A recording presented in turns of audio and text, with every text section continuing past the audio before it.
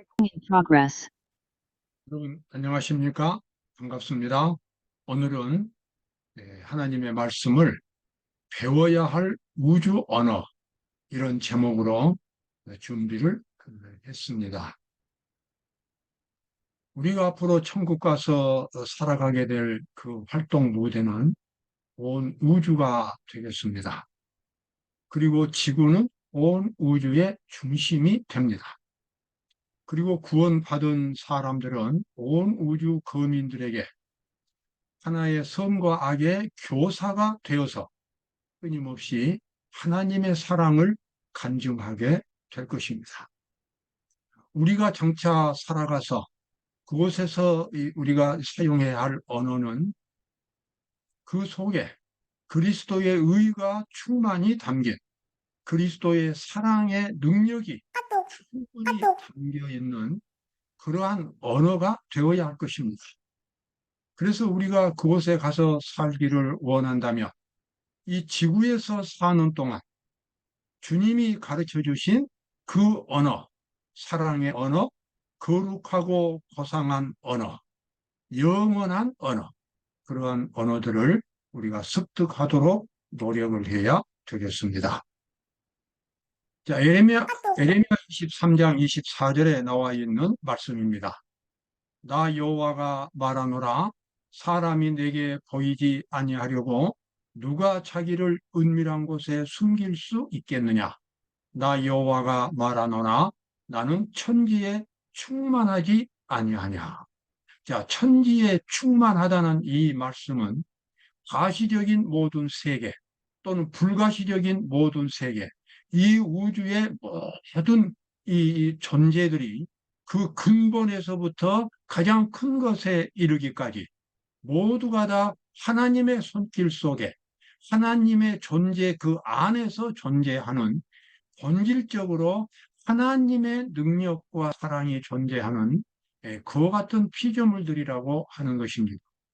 가장 큰 우주에서부터 가장 작은 세포에 이르기까지 하나님의 본질과 능력이 근본적으로 작용하고 있습니다.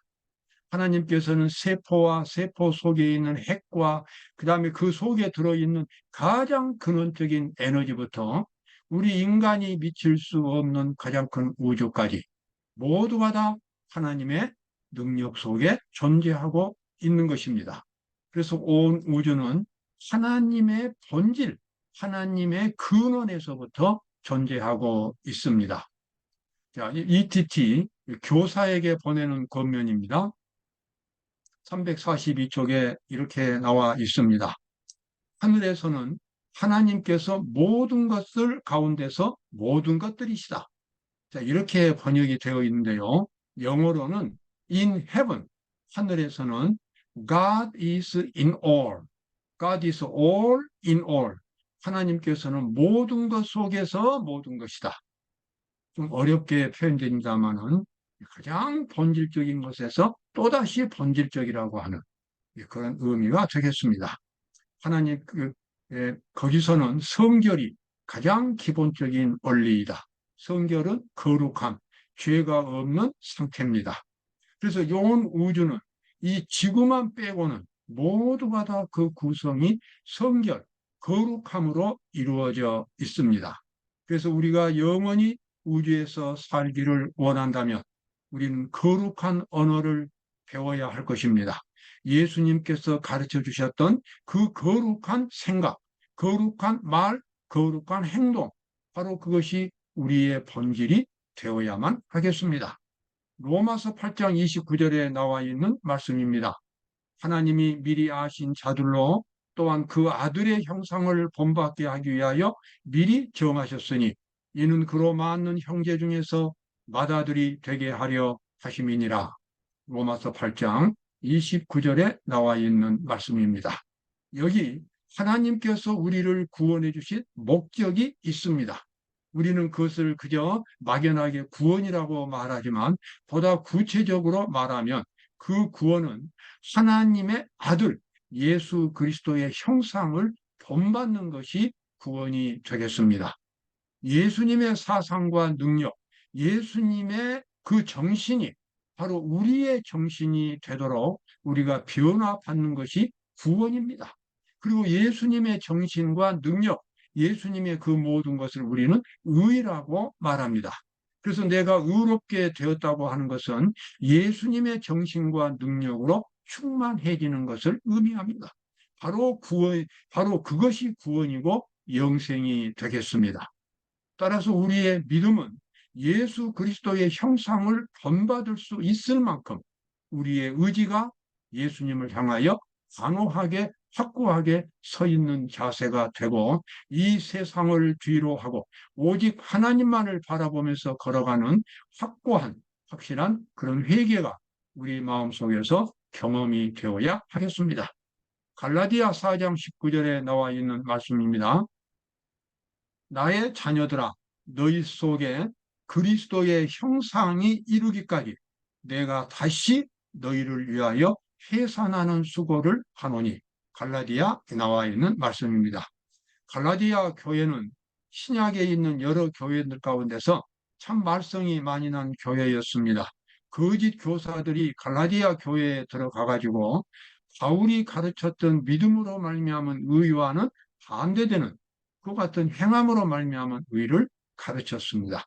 그들은 유대인들이 가지고 있는 그 구약의 율법들을 지켜야 하고 할례를 받아야 하고 그래서 은근히 이 유대인들이 이방 민족보다 우월한 위치에 있다는 것을 자꾸 심어주려고 노력을 했습니다. 사도 바울은 사실 그들이 가르치는 교리가 구원을 받을 수만 있다면 그들과 싸우고 싶은 마음이 없었습니다. 결국 구원을 받을 거니까요. 그러나 그들이 가지고 있는 가르치는 그 교리는 치명적인 함정이 있었습니다. 그것은 그리스도의 의를 경험하지 못한다고 하는 것입니다.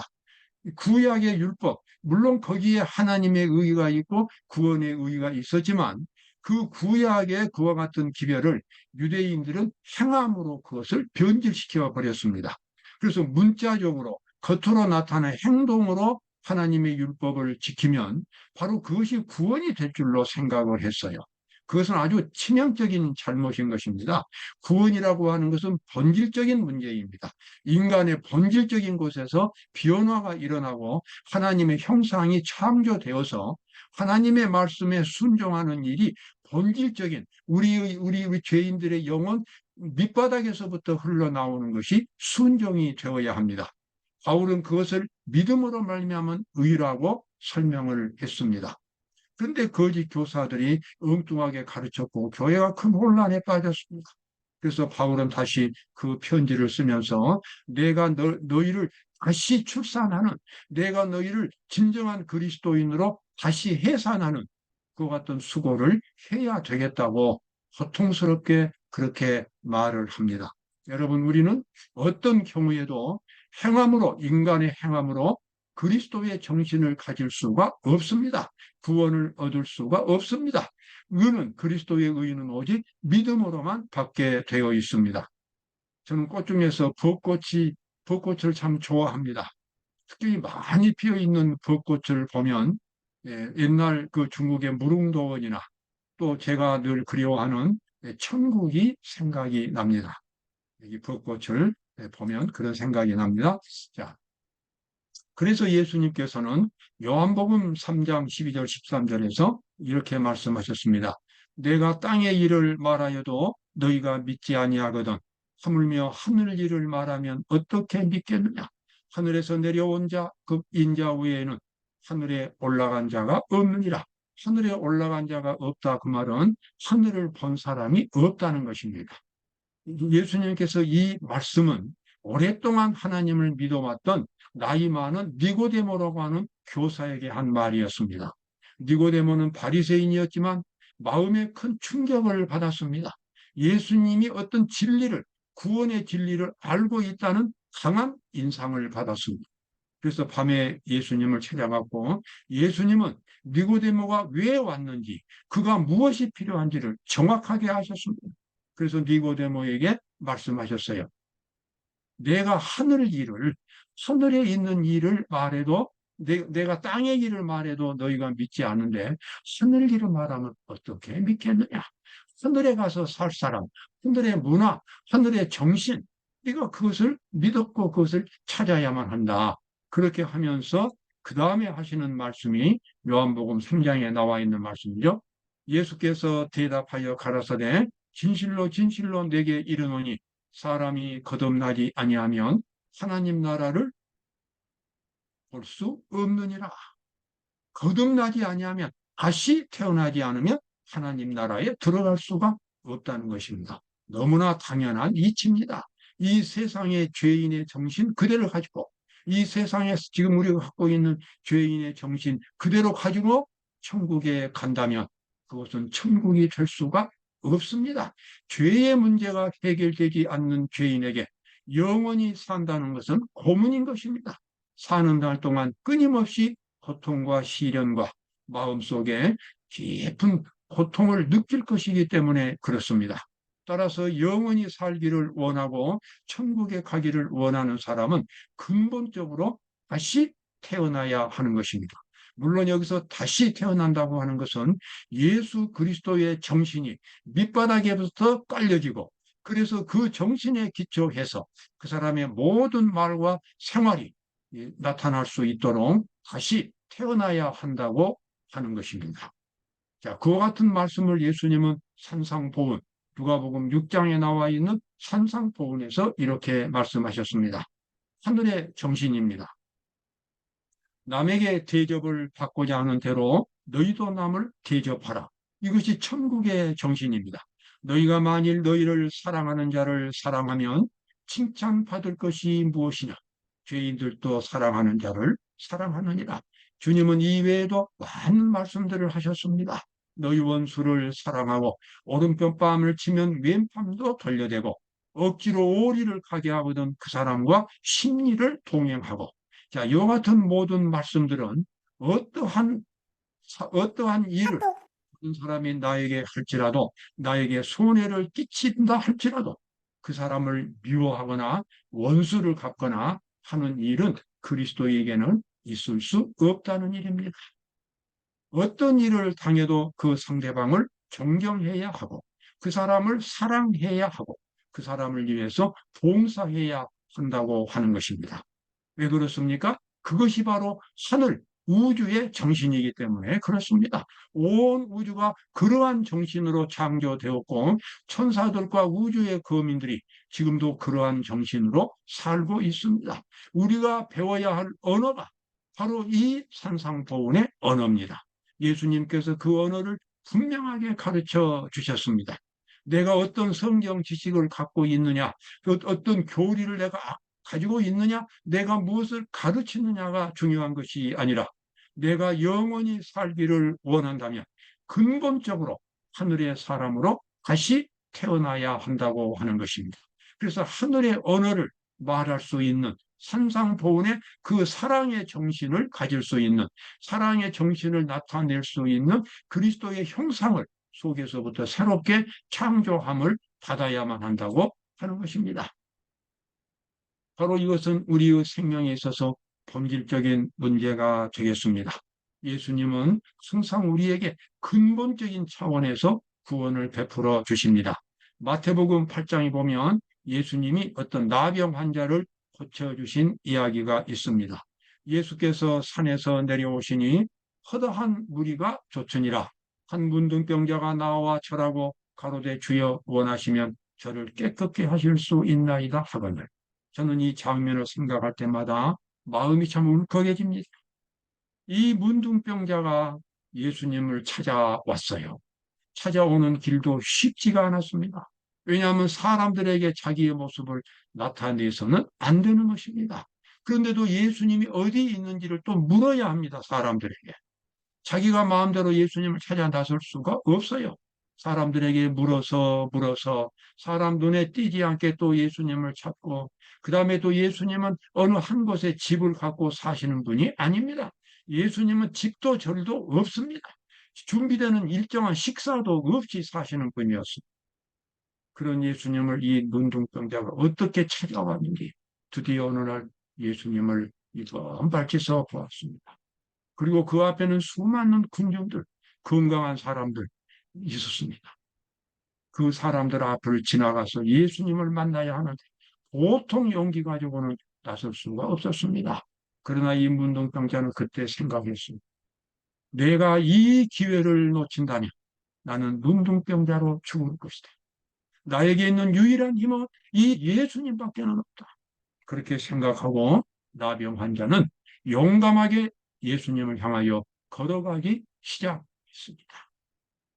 사람들이 놀래가지고 그냥 뒤로 물러가고 어떤 사람은 욕을 쓰고 막 욕하고 물러가라고 막 악을 쓰고 그렇지만 이 문둥병자는 예수님만을 바라보고 누가 뭐래도 그저 계속해서 결사적으로 예수님을 향하여 걸어 나갔습니다. 그리고 드디어 예수님 앞에까지 도착했을 때에 그가 엎드려서 그렇게 말했습니다. 주여 원하시면 저를 깨끗게 하실 수 없습니다. 예수님은 그 사람의 형편과 그 사람 마음속에 간절한 소망을 아셨습니다. 그래서 그날 예수님은 내가 원하노니 깨끗함을 입으라.